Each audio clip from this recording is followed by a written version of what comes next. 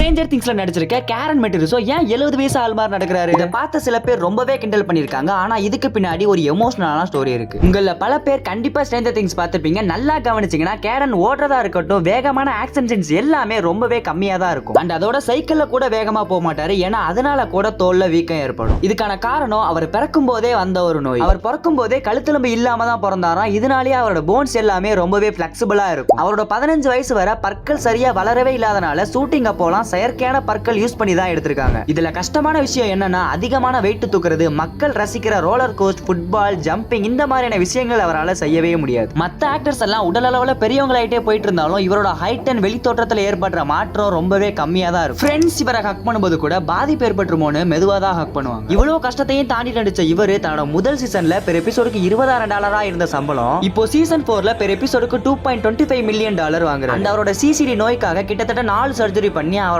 ஆசையான roller கோஸ்ட்லயும் போயிட்டு வந்துட்டாரு. So இந்த ஒரு முயற்சி உலகம் முழுக்க பாராட்டப்படுது. சோ இத பத்தின உங்க கருத்துக்களை கமெண்ட்ல சொல்லுங்க.